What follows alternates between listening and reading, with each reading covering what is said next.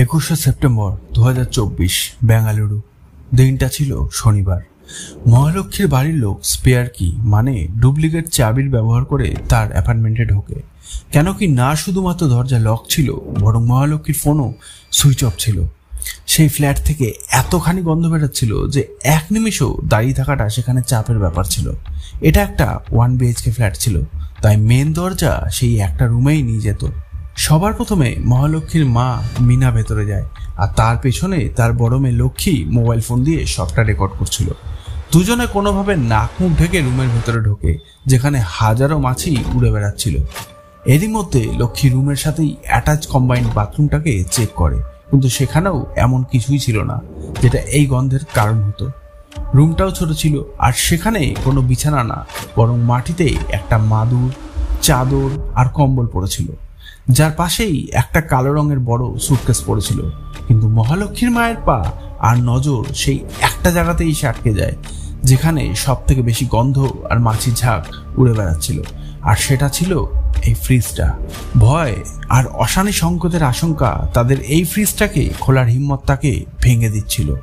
লক্ষ্মী আবারও কনফার্ম হওয়ার জন্য আবারও ওয়াশরুম চেক করে, আর যেই সে পেছনে ঘোরে ততক্ষণ পর্যন্ত তার মা ফ্রিজ খুলে ফেলে। ফ্রিজের দরজা খুলতেই খুব বাজে একটা গন্ধ বাইরে বেরিয়ে আসে, যেই কারণে সে সঙ্গে সঙ্গে দূরে গিয়ে দাঁড়িয়ে পড়ে। যতক্ষণে মাথা কাজ করে কিছু বুঝে ওঠার চেষ্টা করতে পারতো, ততক্ষণে কিছু সেকেন্ডের মধ্যেই তারা এমন কিছু দেখে ফেলে যেই কারণে তারা চেঁচিয়ে ওঠে। ফ্রিজের 3খানা সেলফ জুড়েই মহালক্ষ্মীর লাশ ছোট ছোট টুকরো করে কেটে রেখে দেওয়া ছিল। একদম ওপরের শেলফে তার পা আর বটম শেলফে তার মাথা কেটে রাখা ছিল। হয়তো বা কেউ এরকম সিচুয়েশনকে দেখতে পারতো, আর সেইখানে যখন নিজের কেউ আপন হয়। আমার মনে হয় না নিজের পুরো জীবনে তারা এই সময়টাকে কখনো ভুলতে পারবে। চিৎকার চেঁচামেচি শুনে আশেপাশে থাকা মানুষের ভিড় জমে যায়। খবর পেতেই সেখানে পুলিশ পৌঁছে যায়, কিন্তু পুলিশের জন্য সেই রুমে পা রাখাটা প্রচন্ড মুশকিল হয়ে পড়ে।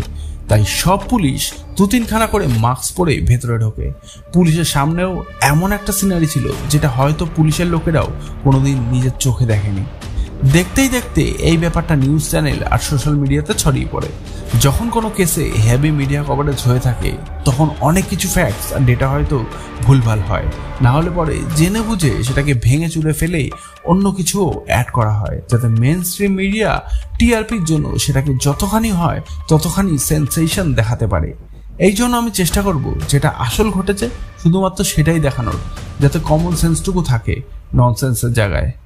যখন এই ব্যাপারটা সামনে আসে, তখন নিউজ চ্যানেলে ক্রাইম সিনের ডেসক্রিপশন একদমই আলাদা ছিল। পুলিশের পৌঁছানোর পরেই ক্রাইম সিনে ইনভেস্টিগেশনের জন্য মেডিকেল স্টাফের সাথে ফরেন্সিক টিমও পৌঁছে যায়। ঘরে কোনো রকমের ফোর্সেবল মানে জোর করে ঢোকার কোনো রকম প্রুফই পাওয়া যায়নি, মানে খুনি কোনোভাবেই জোর জবরদস্তি করে ভেতরে ঢোকেনি, যেটার কারণে এটা স্পষ্ট ছিল যে মহালক্ষ্মী তাকে ভালোভাবেই চিনতো জানতো। কিন্তু মিডিয়াতে ক্রাইম সিনের ব্যাপারে চেঁচি যেটা বলা হচ্ছিল,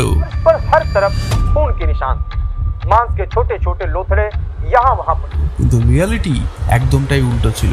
যেমনটা আপনারা ক্লিপে দেখলেন যে রুমে না কোনো মাংসের টুকরো পড়েছিল আর নাই কোনো রক্তের দাগ ছিল। ইনফ্যাক্ট যখন ফরেন্সিক টিম লুমিনান কেমিক্যাল দিয়ে নিচটা পরিষ্কার করে, তখন তারা বলে যে অপরাধী এতটাই চালাক যে সে বড়ই চালাকি করে ক্রাইম সিনটাকে পরিষ্কার করে ফেলেছে, যাতে বেশি কোনো প্রুফ না পাওয়া যায়। বলা হয়ে থাকে যে blood is the language of crime scene. এই কারণে ফরেন্সিক টিম লিউমিনার নামের এই কেমিক্যালটা ব্যবহার করে, যেটা ব্লাডের সাথে রিয়াক্ট করে ব্লু লাইট শো করে, যেই কারণে রক্তের সেই পার্টিকেলগুলোও দেখা যায় যেগুলো খালি চোখেই দেখা যায় না। এরপরে পরীক্ষার জন্য লাশের টুকরোগুলো আর সেই ফ্রিজটাকে সিল করে ল্যাবে পাঠানো হয়। শরীরের টুকরো গোনা যখন শুরু হয়, তখন প্রথমে টোটাল 30 টুকরো হওয়ার কথা সামনে আসে, কিন্তু আস্তে আস্তে যখন পরীক্ষা নিরীক্ষা এগোতে থাকে, তখন জানা যায় যে মহালক্ষ্মীর শরীরে টোটাল 59 মানে 59 টুকরো করা হয়। 20শে সেপ্টেম্বর 2024 দিন শুক্রবার। বেঙ্গালুরু ভ্যালাকেবেলে বাসপা গার্ডেনের কাছে একটা 3তলা বিল্ডিং এ লোকেদের খুব বাজে একটা সেখানে দুর্গন্ধে থাকাটা মুশকিল হয়ে উঠেছিল। এই গন্ধটা বেশ কিছুদিন ধরেই পাওয়া যাচ্ছিল, কিন্তু এবার আর সহ্য করা যাচ্ছিল না। যখন মানুষ এটার কারণটাকে খুঁজে বের করার চেষ্টা করে, তখন তারা বুঝতে পারে যে এটা তো এই বিল্ডিং এর ফার্স্ট ফ্লোরের ঘর থেকে আসছে। সেই ঘরের মেন দরজায় তালা লেগেছিল, তাই আশেপাশের লোকেরা সেই বিল্ডিং এর মালিক জীবনরামকে কল করে গন্ধে আসার ব্যাপারে বলে। এই 1 BHK এর ফ্ল্যাটে 29 বছর বয়সী মহালক্ষ্মী ভাড়া থাকতেন। যখন বাড়ির মালিক তাকে ফোন করে তখন তার ফোন সুইচ অফ আসে, আর ওদিকে গন্ধ তো সহ্য করার ক্ষমতার ঊর্ধ্বে ছিল। এই কারণে ফ্ল্যাটটা খোলা অনেক দরকারি হয়ে পড়ছিল। তো বাড়ির মালিক মহালক্ষ্মীর রেন্ট এগ্রিমেন্ট বের করে, যেখানে এমার্জেন্সি কন্ট্যাক্টসে তার মা আর তার বড় বোন লক্ষ্মীর ফোন নাম্বার দেওয়া ছিল। লক্ষ্মীকে কল করে বলা হয় যে তোমার ছোট বোন মহালক্ষ্মীর ঘর থেকে খুব বাজে একটা গন্ধ আসছে, আর তার রুমে তালা লাগানো আর ফোনও সুইচ অফ আসছে। লক্ষ্মী এই ব্যাপারটা তার মা আর তার ভাই হুকুম সিংকে জানায়। তখন সন্ধ্যে 7টা বেজে গেছিল, তাই তারা মহালক্ষ্মীর ঘরে পরের দিন সকালে যাওয়ার ব্যাপারে ভাবে। আর পরের দিন সেই দিনটাই ছিল যখন মা মিনা রানা, বড় বোন লক্ষ্মী আর তার হাজবেন্ড ইমরান সেই বিল্ডিং এ পৌঁছায়। স্মেল এতটাই বেশি আর বাজে ছিল যে সেই বিল্ডিং এর বাইরে পর্যন্ত আসছিল। ফ্ল্যাট বাইরে থেকে লক, ফোন সুইচ অফ, উপর থেকে এমন বাজে গন্ধ, এই তিনটে জিনিস যে কোনো মানুষের মনে একটা বাজে সংকেত আর ভয় ধরিয়ে দিতে পারে। আর তাদের মনে যে ভয়টা ছিল সত্যিটা তার থেকে অনেক বেশি ভয়ঙ্কর আর গায়ে কাটা শিরা দেওয়ার মতন ঘটনা ঘটে গেছিল। ফরেন্সিকের টিম এটা বলে যে body parts advance stage of ডিকম্পোজিং এর পজিশনে পৌঁছে গেছে, যেই কারণে তাতে পোকা ধরে গেছে। এটাতে প্রমাণ হয়ে যায় যে মার্ডার হয়েছে অনেকদিন আগেই, কিন্তু যেহেতু বডি ফ্রিজের ভেতরে ছিল তাই স্মেল অনেকদিন পরেও ঘরের বাইরে বেরোয়নি। পুলিশ ইনভেস্টিগেশন শুরু করে আর সবার আগে মহালক্ষ্মীর ব্যাকগ্রাউন্ডের ব্যাপারে খতিয়ে দেখা শুরু করে, যেই কারণে এই কেসের তালা খোলা শুরু হয়। মহালক্ষ্মীর মা মিনা রানা আর বাবা চরণ সিং অরিজিনালি নেপালের টিকাপুর থেকে ছিল, আর 35 বছর আগে কাজের সন্ধানে বেঙ্গালুরুতে এসে থাকা শুরু করে। তাদের 4টে ছেলে মেয়ে ছিল, মহালক্ষ্মী আর লক্ষ্মী, 2টো যমজ বোন, আর 2টো ছেলে হুকুম সিং আর নরেশ। লক্ষ্মীর বিয়ে ইমরানের সাথে হয়েছিল, আর বিয়ের পরে লক্ষ্মী নিজের নাম চেঞ্জ করে শাহিদা মাসুলা করে ফেলেছিল। সেখানেই মহালক্ষ্মীর বিয়ে হয়েছিল হেমন্ত দাসের সঙ্গে, আর তাদের দুজনের একটা বাচ্চা মেয়েও আছে। কিন্তু সেপ্টেম্বর 2023 থেকে মহালক্ষ্মী নিজের হাজবেন্ড হেমন্তর থেকে আলাদা থাকতে শুরু করে। এরকম কেসে প্রথম সন্দেহ স্বামীকেই করা হয়ে থাকে। এই কারণে পুলিশের লিস্টে হেমন্ত দাস সাসপেক্ট নাম্বার 1 ছিল। হেমন্তর মোবাইল অ্যাসেসরিজের দোকান ছিল, আর সেখানেই মহালক্ষ্মী মালেশ্বরমে ফ্যাশন ফ্যাক্টরি নামের একটা ক্লথিং আউটলেটে কাজ করত। হেমন্ত পুলিশকে বলে যে মহালক্ষ্মীর বাইরে কারোর সাথে অ্যাফেয়ার ছিল, আর ব্যাপারটা নিয়ে দুজনের মধ্যে মাঝে মধ্যেই ঝামেলা হতো। দুজনের মধ্যে ডিভোর্স হয়নি, কিন্তু সে হেমন্তকে ছেড়ে চলে গেছিল। প্রথম 4 মাস তো সে তার বাচ্চাকে তার সাথে রাখে, কিন্তু পরে তাকে হেমন্তর কাছে পাঠিয়ে দেয়, আর এবার হেমন্তই তার মেয়ের দেখাশোনা করত। মহালক্ষ্মী 10-15 দিন পরে পরে নিজের মেয়ের সাথে দেখা করতে আসতো, আর ঘটনা ঘটার কিছুদিন আগেই সে তার মেয়ের সাথে দেখা করতে হেমন্তর দোকানে গিয়েছিল। হেমন্তর সাথে আলাদা হওয়ার পরে মহালক্ষ্মী কিছুদিন তো নিজের মায়ের সাথে থাকে, কিন্তু তারপরে ভ্যালি ক্যাবেলের এই 1 BHK অ্যাপার্টমেন্টে শিফট হয়ে যায়। আশেপাশের লোকেদের জিজ্ঞেস করলে পরে জানা যায় যে মহালক্ষ্মী এখানে মাত্র 5-6 মাস আগেই শিফট করেছে। সে কাজের জন্য সকাল 9:30 ঘর থেকে বেরিয়ে যেত, আর অনেক রাতে প্রায় 10:30টায় বাড়ি ফিরে আসতো। এই কারণে তার এলাকায় তেমন কারোর সাথে খুব একটা জানা পরিচয় ছিল না। কিন্তু কিছু লোকে বলে যে তারা তাকে মাঝে সাঝেই একটা লোকের সাথে যেতে আসতে দেখতো, আর সেই ছেলেটা কিছুদিনের জন্য তার ঘরে ছিল। পুলিশের কাছে এই পয়েন্টটা খুবই গুরুত্বপূর্ণ ছিল। এই কারণে মহালক্ষ্মীর ব্যাকগ্রাউন্ড গভীরভাবে যাচাই করার জন্য পুলিশের অনেকগুলো টিম কাজে লেগে যায়। একটা টিম কল ডিটেলস চেক করার জন্য, একটা টিম আশেপাশে লেগে থাকা সব সিসিটিভি চেক করার জন্য, আর একটা টিম হেমন্তকে আবারও জিজ্ঞাসাবাদের জন্য ডেকে পাঠায়। হেমন্ত আর মহালক্ষ্মীর বিয়ের 6 বছর হয়ে গেছিল, কিন্তু দুজনের সম্পর্কটা তখন থেকে খারাপ হতে থাকে যখন হেমন্তর মহালক্ষ্মীর ক্যারেক্টারের উপরে সন্দেহ হয়। হেমন্ত পুলিশকে 3টে নাম বলে। প্রথম হলো সে স্টোরে ম্যানেজার যেখানে সে কাজ করত, দ্বিতীয়টা কমন ফ্রেন্ড, আর 3 নম্বর নাম যার উপর হেমন্ত মহালক্ষ্মীর খুনি হবার পুরো সন্দেহ ছিল। কেন কি একদিন লুকিয়ে চুরিয়ে মহালক্ষ্মীর ফোন চেক করার পরে হেমন্ত তাদের দুজনের সব চ্যাটগুলো পড়ে ফেলে, আর সেই ব্যক্তিটাই তাদের সম্পর্ক ভেঙে যাওয়ার কারণ হয়ে দাঁড়ায়। আর সেই ব্যক্তি ছিল আশরাফ, যে কিনা বাই প্রফেশন বেঙ্গালুরুতে একজন বার্বার ছিল, আর তার আসল বাড়ি ছিল উত্তরাখণ্ডে। অ্যাফেয়ারের চলতে হেমন্ত আশরাফের এগেনস্টে নীলামঙ্গলা পুলিশ স্টেশনে কমপ্লেন ফাইল করে দেয়, যার উত্তরে মহালক্ষ্মী নিজের হাজবেন্ড হেমন্তের উপরে ফিজিক্যাল অ্যাসল্ট করবার রিপোর্ট ফাইল করে। একটা মেয়ের অন্য ধর্মের ছেলের সাথে অ্যাফেয়ার হওয়া আর তারপরে তার লাশ টুকরো টুকরো অবস্থায় ফ্রিজে পাওয়া, মেইনস্ট্রিম মিডিয়া থেকে শুরু করে সোশ্যাল মিডিয়া পর্যন্ত প্রত্যেক জায়গায় মে 2022-এ হওয়া শ্রদ্ধা আফতাব মার্ডার কেসের চর্চা আবারও হতে থাকে, যেখানে আফতাব তার লিভ ইন পার্টনার শ্রদ্ধা ওয়ালকারের 35 টুকরো করে 300 লিটারের একটা ফ্রিজে ভরে দিয়েছিল। কিন্তু এই কেসটাকে নিয়ে আলাদা আলাদা অপিনিয়নে ভাগ হয়ে থাকা এই দুনিয়া থেকে সত্যিটা অনেক দূরে ছিল। হেমন্ত সব কথা পুলিশ ভেরিফাই করার পরে সত্যিটা জানতে পারে, যেই কারণে হেমন্ত এবার পুলিশ সাসপেক্ট লিস্ট থেকে বাইরে ছিল। কিন্তু পুলিশের জন্য আশরাফ এবার প্রাইম সাসপেক্ট ছিল। কিছু প্রমাণ হওয়ার আগেই আশরাফের মিডিয়া ট্রায়াল শুরু হয়ে গেছিল। এই কারণে পুলিশ মিডিয়ার হাত থেকে বেঁচে আশরাফকে পুলিশ স্টেশনে এনে ইন্টারোগেট করা শুরু করে। আশরাফ অ্যাকসেপ্ট করে যে তার মহালক্ষ্মীর সাথে অ্যাফেয়ার ছিল, কিন্তু হেমন্তর সাথে ঝগড়া আর পুলিশ কেস হওয়ার পর থেকে সে কিছু মাস আগেই মহালক্ষ্মীর থেকে দূরে সরে গিয়েছিল। আশরাফ যে সত্যি বলছে সেটা পুলিশ লোকেশন ট্রেসিং আর কল রেকর্ড থেকে ভেরিফাই হয়ে যায়, যার পরে এই খবরটা সামনে চলে আসে যে আশরাফ এই মামলায় ক্লিন চিট পেয়ে গেছে আর তার এই মার্ডারে কোনো হাত নেই। এবার পুলিশের সামনে আরো দুটো সাসপেক্ট ছিল, যাদেরকে জিজ্ঞাসাবাদ করার জন্য একটা টিম মালেশ্বরমে সেই ক্লথিং স্টোরে গিয়ে পৌঁছে যায়, যেখানে মহালক্ষ্মী কাজ করত। কিন্তু কল ডিটেলস আর ইনভেস্টিগেশনে পাওয়া নতুন তথ্য অনুযায়ী এই দুজনকেও সাসপেক্ট লিস্ট থেকে সরিয়ে দেওয়া হয়।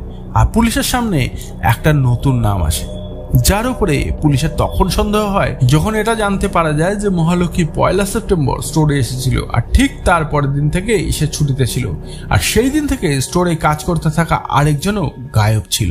যখন মহালক্ষ্মী আর সেই মানুষটার কল ডিটেলস বের করা হয় তখন পুলিশ জানতে পারে যে তারা দুজন অনেক দিন থেকে একে অপরের কন্ট্যাক্টসে ছিল আর দুজনের মধ্যে অনেক কলস আর মেসেজ এক্সচেঞ্জও হয়েছিল। আর 2 সেপ্টেম্বরেও দুজনের মধ্যে কথাবার্তা হয়েছিল। যখন তাকে কল করা হয় তখন তার ফোনও সুইচ অফ পাওয়া যায়। এই কারণে পুলিশ তার কল রেকর্ডসের লাস্ট ডায়াল নাম্বারের সাথে কন্ট্যাক্ট করে, যেটা কিনা বেঙ্গালুরুতেই থাকা স্মৃতিরঞ্জনের কাছে লাগে। পুলিশ যখন তাকে জিজ্ঞাসাবাদ করে তো তখন জানা যায় যে স্টোরে কাজ করতে থাকা মানুষটার নাম ছিল মুক্তিরঞ্জন রয় আর সে তার ভাই। পুলিশের হাত আস্তে আস্তে অপরাধের দিকে এগোচ্ছিল, কিন্তু তারা ভয় ছিল যে যদি ইনভেস্টিগেশনের সাথে জুড়ে থাকা কোনো খবর বাইরে আসে তাহলে পরে সেটা তাদের ইনভেস্টিগেশনকে এফেক্ট করতে পারে। তাই পুলিশ মিডিয়ার কাছে ইনভেস্টিগেশন রিপোর্টের ব্যাপারে কোনো রকম মুখ খোলে না। মুক্তিরঞ্জনের 2 ভাই আর তার মায়ের দেওয়া স্টেটমেন্টে পুলিশের কাছে এই কেসের পুরো ছবি পরিষ্কার হয়ে যায়। কি আসলে এই পুরো কেস, এটা জানার জন্য যাওয়া যাক আজ থেকে প্রায় 6 মাস আগে, যখন মুক্তিরঞ্জন সেই ক্লথিং স্টোরে প্রথম কাজ করতে আসে। সেখানে তার প্রথম দেখা হয় মহালক্ষ্মীর সাথে। মুক্তি আর মহালক্ষ্মীর মধ্যে শুরু হওয়া বন্ধুত্ব আস্তে আস্তে ভালোবাসায় বদলে যায়। দুজনে একসাথে না শুধু কাজ করছিল বরং ছুটিতে একসাথে সময় কাটাতো। মুক্তি তার জন্য দামি দামি গিফটও আনতো। মুক্তি মহালক্ষ্মীর পাস্টের ব্যাপারে সব কিছু জানতো আর মুক্তির এই ব্যাপারে কোনো রকম অভিযোগ ছিল না। কিন্তু কিছু সময় পরে মুক্তির মহালক্ষ্মীর বদলে যাওয়া আচার আচরণ ঠিক লাগতো না। সে নোটিস করে যে কি কারণে জানে না, কিন্তু মহালক্ষ্মী তার থেকে দূরে সরে যাচ্ছে। মেলামেশা তো কম করেই দিয়েছিল, সাথে কাজের সময়ও কারোর সাথে ঘন্টার পর ঘন্টা ফোনে কথা বলতো। মহালক্ষ্মীর এই বদলে যাওয়া ব্যবহারটাকে দেখতে পেয়ে মুক্তির অ্যাফেয়ারে সন্দেহ হয়। যেই জায়গায় কিছু সময় আগেই হেমন্ত দাস দাঁড়িয়ে ছিল, আজকে সেই জায়গায় মুক্তি দাঁড়িয়েছিল। মহালক্ষ্মী শর্ট টেম্পার ছিল আর এমন ছোটখাটো কথায় চেঁচামেচি করে উঠত। এই কারণে তার আর মুক্তির মধ্যে ঝগড়া শুরু হতে থাকে। মহালক্ষ্মীর আগের মাথায় গায়ে হাত তুলতেও পিছু পা হতো না, আর নাই সময়ের জ্ঞান ছিল আর নাই জাগার। সে ঝগড়ার সময় মুক্তির গায়ে হাতও তুলত। কিছু সময় পরেই দুজনের মধ্যে আবার ভাবও হয়ে যেত। মুক্তি ইমোশনালি অনেক গভীরভাবে মহালক্ষ্মীর সাথে জুড়ে ছিল। সে তাকে খুবই ভালোবাসত। এবার এরকম সিনারিওতে অনেক সময় এমন হয় যে রিলেশনশিপ হয়তো টক্সিক হয়ে গেছে, কিন্তু হালচাল এমন হয়ে ওঠে যে না তো সাথে থাকা যায়, হ্যাঁ না তো ছেড়ে থাকা যায়। 1 সেপ্টেম্বর সেটাই শেষ দিন ছিল, যেই দিন তারা দুজনে কাজে গেছিল। তারপরের দিন মানে 2 সেপ্টেম্বরে মুক্তি মহালক্ষ্মীকে কল করে বলে যে সে তার সাথে দেখা করতে আসছে, যেখানে মহালক্ষ্মী তার সাথে দেখা করতে বারণ করে দেয়। যখন মুক্তি জবরদস্তি আসার কথা বলে তখন মহালক্ষ্মী পুলিশের কাছে মুক্তির নামে কমপ্লেন করে দেয়। অশোকনগর পুলিশ স্টেশন পুলিশরা মুক্তিকে ধরে না, শুধু তাকে মারে বরং ছেড়ে দেওয়ার নামে তার পকেটে থাকা পুরো 10,850 টাকাও পুলিশে নিয়ে নেয়। মার খাওয়া আর সব টাকা চলে যাওয়ার রাগ মুক্তির ভেতরে অলরেডি ছিল, কিন্তু তাও সে মহালক্ষ্মীর সাথে কথা বলে প্রবলেমটাকে সলভ করতে চেয়েছিল। এই কারণে সে আবারও মহালক্ষ্মীকে কল করে দেখা করার রিকোয়েস্ট করে, আর এইবার মহালক্ষ্মী তাকে তার বাড়ি আসার পারমিশন দিয়ে দেয়। 2রা সেপ্টেম্বরের রাতেই মূর্তি মহালক্ষ্মী সেই ভ্যালি কেবলের সেই অ্যাপার্টমেন্টে তার সাথে দেখা করতে যায়, যেখানে তারপর তাদের দুজনের মধ্যে ঝগড়া শুরু হয়ে যায়। কেন কি মহালক্ষ্মী মুক্তির উপরে কন্টিনিউ বিয়ে করার জন্য চাপ দিচ্ছিল। সে একদিকে মুক্তিকে বিয়ে করতে চাইছিল কেন কি তার থেকেই সে ফাইন্যান্সিয়ালি একটা সাপোর্ট পাচ্ছিল, কিন্তু আর একদিকে তার পছন্দ ছিল না যে মুক্তি তার কোনো রকম কারুকার্যের উপরে প্রশ্ন তুলুক। কিন্তু এবার মুক্তি এই রিলেশনশিপ থেকে হাঁপিয়ে উঠেছিল। সে বুঝে গিয়েছিল যে যেই মেয়েটার মধ্যে শুধুমাত্র টাকার খিদে আর যার ক্যারেক্টারের উপরে আগে থেকেই দাগ লেগেছিল, এরকম কাউকে নিজের জীবন সাথী বানানোটা অসম্ভব। আর এই ডিসএগ্রিমেন্টের উপরে শুরু হয়ে থাকা ঝামেলা একটা ভয়ানক রূপ নিয়ে ফেলে। সব সময়ের মতো মহালক্ষ্মী মুক্তির গায়ে হাত তুলে বসে, কিন্তু এবার মুক্তির রাগ বেকাবু হয়ে ওঠে। আর রাগের চোটেই সে মহালক্ষ্মীর মাথায় কোনো একটা ভারী জিনিস দিয়ে মেরে বসে। রক্তারক্তি হয়ে পড়ে থাকা মহালক্ষ্মীকে দেখে তার রাগ শান্ত হয় না, বরং ঘৃণার আগুনে জ্বলতে থাকা মুক্তি তার গলা চিপে তাকে মেরে ফেলে। গভীর রাতের সময় ছিল আর 3 তারিখ পড়ে গেছিল। মুক্তি মহালক্ষ্মীর লাশের সাথে সেই রুমেই অনেকক্ষণ ধরে বসে থাকে। অপরাধ তো হয়েই গেছিল, কিন্তু এবার সে বুঝতে পারছিল না যে সে এবার নিজেকে কিভাবে বাঁচাবে। মুক্তি ইউটিউবে বডিকে ঠিকানা লাগিয়ে দেওয়ার ভিডিও সার্চ করে ফেলে যে কিভাবে মার্ডারের পর তার বডিটাকে ঠিকানা লাগানো যায়। সে তারপর মহালক্ষ্মীর লাশকে পাখাতে ঝুলিয়ে দেওয়ার চেষ্টাও করে, কিন্তু ঘরে এমন কিছুই ছিল না যার সাপোর্টে সে এতখানি ওপরে চড়ে এমন কিছু করতে পারত। এই কারণে সে এই আইডিয়াটাও ড্রপ করে দেয়। সারা রাত সে মহালক্ষ্মীর লাশটাকে ঠিকানা লাগানোর ব্যাপারে ভাবতে থাকে, যার পরে তার মাথায় একটা প্ল্যান আসে। মুক্তি সেই ফ্ল্যাট থেকে সকাল 11টার সময় বেরিয়ে পাশের একটা দোকানে ধার চাকু কিনতে যায়। পুলিশ যখন মার্ডার ওয়েপন খুঁজছিল, তো তখন তারা মহালক্ষ্মীর ঘরের কাছে একটা বাসনের দোকানে লেগে থাকা সিসিটিভি ক্যামেরাতে মুক্তিরঞ্জনকে চাকু কিনতে দেখতে পায়। সেই চাকু দিয়ে মুক্তি মহালক্ষ্মীর বডির ছোট ছোট টুকরো করা শুরু করে। প্রথমে তার প্ল্যান এই টুকরোগুলোকে সুটকেসে ভরে ঠিকানা লাগানো ছিল, আর এই সুটকেসটা আপনারা এই ক্লিপেও দেখেছিলেন। কিন্তু যেই জায়গায় এই অ্যাপার্টমেন্টটা ছিল সেটা একটা ভিড়ভাড় এলাকায় ছিল, যেখানে অনেক রাত পর্যন্ত লোক নিজেদের ঘরের বাইরে থাকতেন। এই কারণে তার সেই সময় নিজের ধরা পড়ার ভয় ছিল। তখনই মুক্তির নজর ঘরে থাকা 165 লিটার ফ্রিজের উপরে পড়ে। সে মহালক্ষ্মীর লাশের টুকরো করে এটা ভেবে সেই ফ্রিজের মধ্যে ভরে দেয় যে বেশ কিছু সপ্তাহ ধরে এটা থেকে কোনো স্মেল বেরাবে না, আর সে কিছুদিন পর থেকে আস্তে আস্তে করে সবটুকু কাটা বডি ঠিকানা লাগিয়ে দেবে। এটা ভেবেই সে মহালক্ষ্মীর বডির সব টুকরোগুলোকে ফ্রিজে ভরে আর পুরো ঘরটাকে ভালোভাবে পরিষ্কার করে, যাতে কোনো রকম প্রমাণ না থেকে যায়। আর তারপরেই গভীর রাতে বাইরে থেকে তালা দিয়ে বেরিয়ে যায়। মুক্তি কোনো প্রফেশনাল ক্রিমিনাল ছিল না, এর মধ্যে তাকে মহালক্ষ্মীকে মার্ডার করে ফেলার গিল্ট তাকে ভেতর থেকে কুড়ে কুড়ে খাচ্ছিল। সে বুঝেই গেছিল যে রাগের মাথায় তার এমন ভুল হয়েছে যেটার কোনো রকম ভরপাই শেয়ার করতে পারবে না। সাথেই তার পরিবারের জন্য তার চিন্তা হচ্ছিল, কেন কি সে চাচ্ছিল না যে ফ্যামিলির ওপরে কোনো কথা উঠুক। কিন্তু যেই পাকে সে ফেসে গেছিল, সেখানে তার মন মাথা সবকিছু কাজ করা বন্ধ করে দিয়েছিল। 2 দিন পর্যন্ত এদিক ওদিক ঘুরে বেড়ানোর পর সে বেঙ্গালুরুতে থাকা তার ভাই স্মৃতিরঞ্জনকে কল করে আর তাকে ঘর খালি করে দিয়ে শহর ছেড়ে দেবার কথা বলে। যখন স্মৃতি তার কাছে এটার কারণ জানতে চায়, তখন মুক্তি তার সাথে দেখা করে সেই কারণ সম্বন্ধে বলার কথা বলে। যখন সে স্মৃতির সাথে দেখা করে, তখন সে তার অপরাধটা তাকে বলে আর বলে যে কিভাবে মহালক্ষ্মী তার জীবন বরবাদ করে দিয়েছিল। সে মহালক্ষ্মীর ওপরে 7 লাখ টাকা খরচা করেছিল আর একটা সোনার চেনও দিয়েছিল। এত টাকা পয়সা আর ভালোবাসা লোটানোর পরেও তার অন্যের সাথে অ্যাফেয়ার ছিল, আর আটকানোতেই বেশ কয়েকবার তাকেই প্রাণে মেরে ফেলার হুমকি পর্যন্ত দিয়েছিল। সব কথা বলে মুক্তি স্মৃতিকে শহর ছেড়ে দিতে বলে, আর তারপরেই নিজেই বেঙ্গালুরু থেকে ওড়িশার বেরামপুরের দিয়ে রওনা দেয়, যেখানে তার ভাই সত্যরঞ্জন ইঞ্জিনিয়ারিংয়ে পড়াশোনা করছিল। মুক্তি কিছুদিন তার হোস্টেলে কাটায় আর তারপরে সেখান থেকে বেরিয়ে অন্য এক জায়গায় চলে যায়। মুক্তি কোথাও না কোথাও অনেক বড় প্রবলেমের সাথে নিজেই নিজের সাথে লড়ছিল। এই কারণে সে আবারও তার ভাই সত্যর হোস্টেলে চলে আসে। সত্য কিছু বুঝতে পারে যে তার বড় ভাই কোনো টেনশনের মধ্যে আছে। এই কারণে যখন সে জিজ্ঞেস করে, তখন মুক্তি নিজেকে আটকাতে পারে না আর সত্যকে সমস্ত সত্যি কথাটা সে বলে দেয়। 21শে সেপ্টেম্বর এই কেসটা নজরে চলে আসে, আর বেশিরভাগ সময় অপরাধী ক্রাইম করার পরেই সেই জায়গার আপডেটও কোনো না কোনোভাবে নেওয়ার চেষ্টা করে। এই কারণে মুক্তি খবর পেয়ে যায় যে মামলা খুলে গেছে আর একদিন না একদিন পুলিশ ঠিক তার কাছে অবধি পৌঁছে যাবে। এই কারণে সে বেহরামপুর থেকে বেরিয়ে 24শে সেপ্টেম্বরের রাত 10টার সময় ভদ্রকে নিজের বাবা মায়ের কাছে পৌঁছায়।